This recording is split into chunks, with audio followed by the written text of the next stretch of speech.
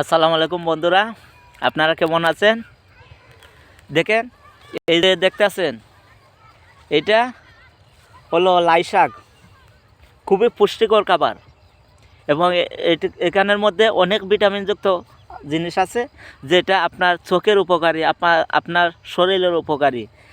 দেখেন, আপনি যদি সব সময় শাক সবজি খেয়ে থাকেন, আপনি প্রতিদিন রান্নার মধ্যে আপনি প্রতিদিন শাক সবজি রাখতে পারেন, কারণ শাক সবজি খেলে পরে আপনার চোখে জীবনেও সমস্যা আসবে না। দেখেন, গরু, ছাগল, ভেড়া, মহিষ তারা কখনো চোখে চশমা লাগায় না, আর মানুষের চোখে চশমা লাগাইতে হয় কেন?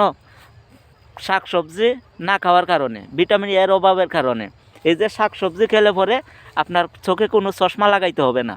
আপনি সব সময় এই যে দেখবেন, গরু, ছাগল, ভেড়া, মহিষ এদের বয়স একবারে বৃদ্ধ হলেও তাদের চোখে কোনো চশমা লাগাইতে হয় না, তাদের চোখে কোনো সমস্যা হয় না, কারণ তারা ঘাস বেশি খায়, ঘাস বেশি পরিমাণে খায়, এই জন্য তাদের চোখে চশমা লাগাইতে হয় না। আমরা যদি এই শাকগুলা প্রতিদিন খাই, প্রতিদিন রান্নার মধ্যে এই শাকগুলা আইটেম রাখি, তাইলে আমাদের চোখে কোনো দিন চশমা লাগাইতে হবে না।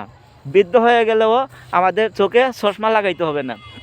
দেখেন, আগের আমলির মুরব্বীরা, ওরা বৃদ্ধ হয়ে গেছে, তাদের চোখের পাওয়ার অনেক বেশি, তারা কিন্তু শাক সবজি আগে বেশি অংশ খাইতো।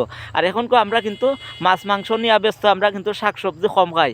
এই জন্য সব ভাইদেরকে অনুরোধ করতেছি, আপনার শাক সবজি বেশি খাইয়েন, আপনাদের চোখে কোনো দিন সমস্যা আসবে না। ধন্যবাদ। আসসালামু আলাইকুম।